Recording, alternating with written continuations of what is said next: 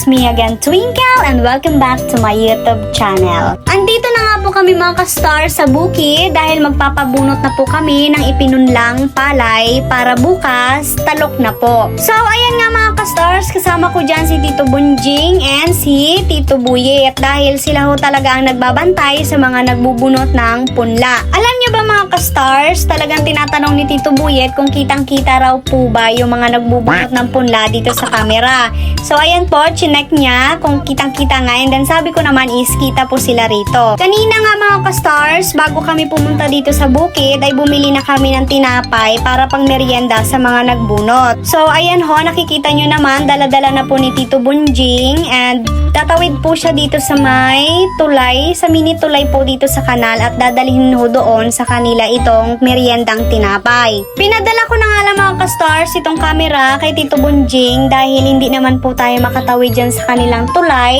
at ito po ay yung mga sanga-sanga lang ng puno na napulot dyan sa tabi-tabi. And ito pong sanga na ito, isa nga po ata ng kamatsili. So tingnan natin mga ka-stars kung gaano siya kaliit. So ayan, saklay ko pa lang po ay parang hindi na makaapak. Imbis na doon po tayo tumungo sa pilapil ay baka naman malaglag tayo sa kanal. Hey! Ayan, successful nga po ang paglatay ni Tito Bunjing sa tulay. So ayan po, nakikita nyo kami ni Tito Buyat dito sa may kalsada dahil hanggang dyan lang po talaga tayo, ano? Dahil pag-apak pa lang dyan sa may pilapil ay baka hindi na makausad ang aking saklay.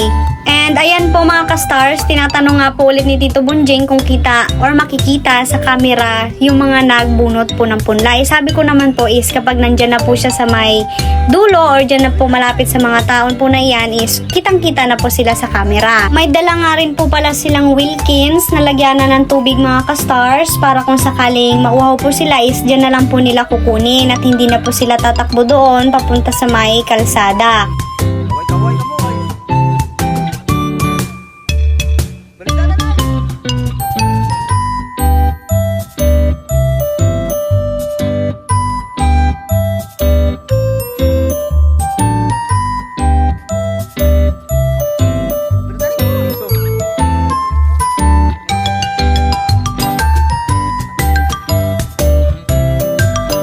Pinapamerienda nga po muna sila ni Tito Bunjing mga ka-stars dahil baka yung iba ho ay hindi pa nakapag-almusal bago po dumating dito. So, sabi naman po ni Tatang kanina is mamaya na lang dahil tatapusin daw po muna nila itong pagbigkis. Hindi ko lang po alam mga ka-stars kung sa iba po itong pagbigkis ng punla is kung magkano na. Dito ho kasi sa amin, piso kapag hybrid, tapos kapag inbreed naman po is 50 centavos. Buti na nga lang po mga ka-stars at ngayong araw is parang nakiayon na rin ang panahon dahil hindi po ganun kainit.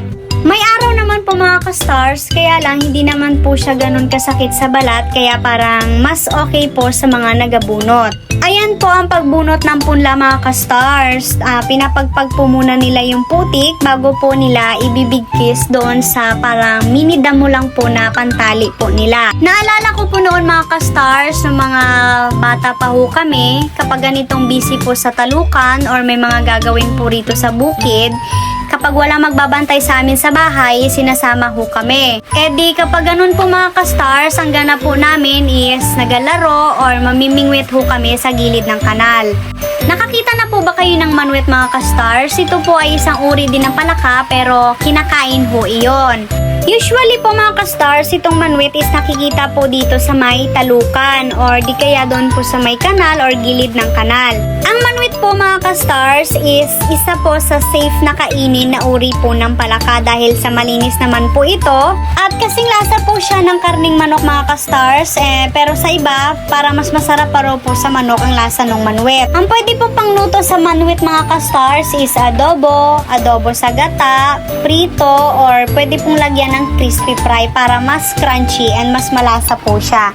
So ayan nga po mga ka-stars, balik po tayo dito sa mga nagubunot po ng punla.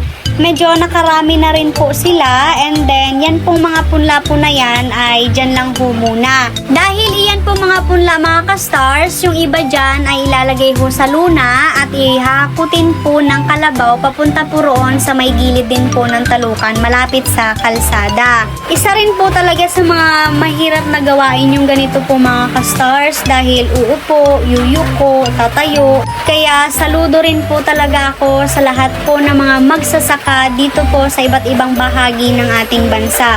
Dahil hindi po biro or hindi po madali ang kanilang mga ginagawa mga ka-stars. Isa po sila sa mga nagpo-provide ng ating makakain sa araw-araw. Kung wala po sila, wala po tayong maiahain sa ating hapagkainan, wala tayong sasaingin na mga bigas, wala tayong ibibilad na mga palay kung hindi po dahil sa ating mga magsasaka. Nitong nakaraang anihan po mga ka-stars, makikita po talaga natin sa mga mata ng bawat magsasaka po natin na masayang masaya sila dahil mataas po ang bilihin ng palay.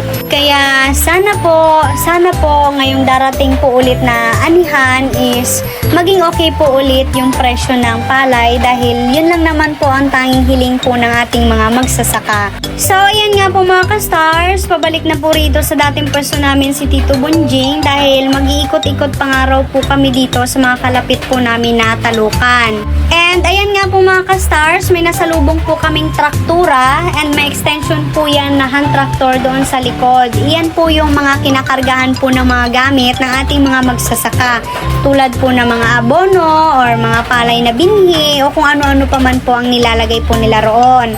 So itong isa naman po ay harvester at ganun din po yung sa likod nun.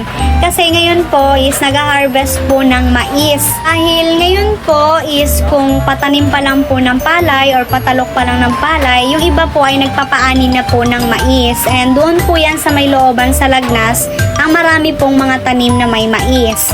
So ayan po, pabalik na nga po kami mga ka-stars ay nakasalubong po namin yung tatay rin po ng kaibigan namin na bibisitahin rin po niya yung kanyang talukan.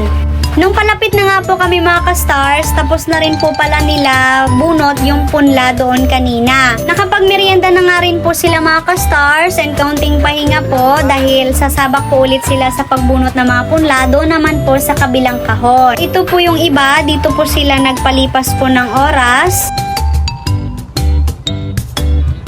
Kapag ganito po mga ka-stars na nasa talukan ka o nasa bukid ka, ang dami po talagang puno ng aratilis, which is ito po ay maraming dala po na bitamina. Nalala ko po noon mga ka-stars na mga bata pa lang po kami, kapag ganito din po na nandito kami sa talukan is aratilis po talaga agad ang aming pinupuntirya. Gumagawa po kami ng mini panungkit dahil hindi nga po namin abot at saka medyo may kataasan din po talaga siya.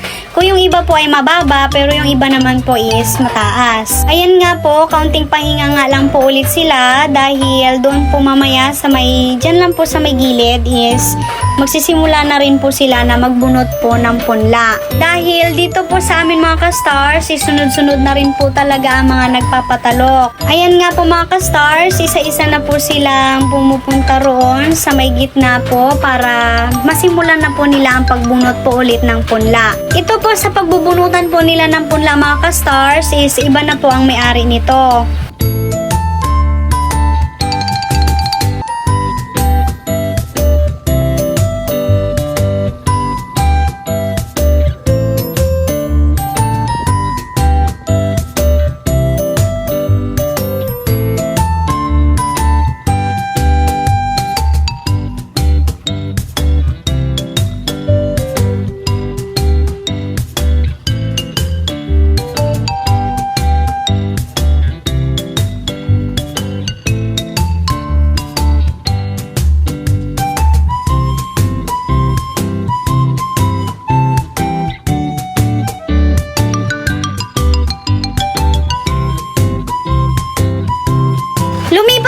kami mga ka-stars dito po sa may kubo nila Tito Buyet, and naabutan po namin na inaahon po nila ito dahil tapos na po nilang i-hand tractor ang mga kahon po na natira. Pagkatapos po niyan mga ka-stars, is tatagtagin na po yung mga putik na sumabit po dyan sa may ulo ng hand tractor. Para po hindi ganun masira agad yung mga kagamitan po nila na ginagamit po dito sa talukan.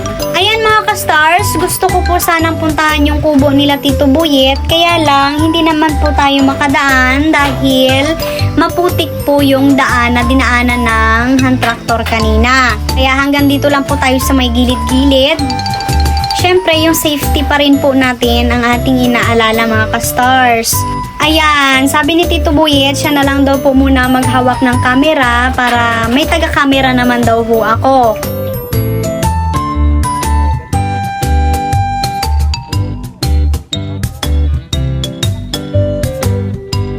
Trinay ko nga po mga ka-stars na pumunta po dyan sa may gilid, baka kako sakaling makatawid po ako papunta roon. Kaya lang, syempre, biniro ko po yung tito ko na baka matipag po yung pinapatungan ko na lupa at baka magdiretso tayo sa kanal. And ayan na nga po, dumikit na po sa tsinelas ko yung putik and hindi ko na po sinubukan na magpunta pa po roon o maghakbang pa ho doon sa may kahoy.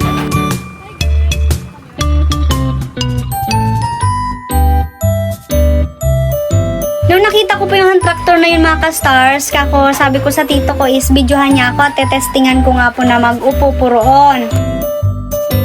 Pakiwari ko baga mga ka-stars, sobrang taba ko ay baka kakubag nag-upo ako dyan ay baka magtikwang yung hand tractor. Medyo manul pa nga po ako dyan mga ka-stars kasi dati-rati naman po is walang upuan yung hand tractor na ginagamit po ng mga tatay natin sa bukid. Dati-rati po talaga kasi mga ka-stars, mano-mano pong paglalakad ang ginagawa ng mga tatay natin kapag mag-aararo. Wala pong mga ganitong upuan. So, kadalasan po yung mga talampakan ng mga tatay natin is maraming sugat, maraming peklat na sugat po ng kuhol.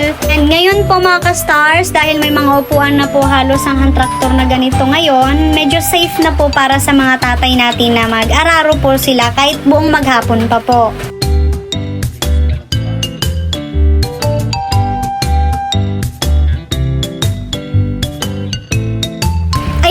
Stars, pauwi na nga po kami dahil tapos na rin po yung mga gawain doon sa bukid, and bukas po ng umaga is-start na po ang aming patalo. See you tomorrow mga ka-stars! Please don't forget to like, subscribe, and click the notification button para updated ka sa mga susunod kong videos. Bye!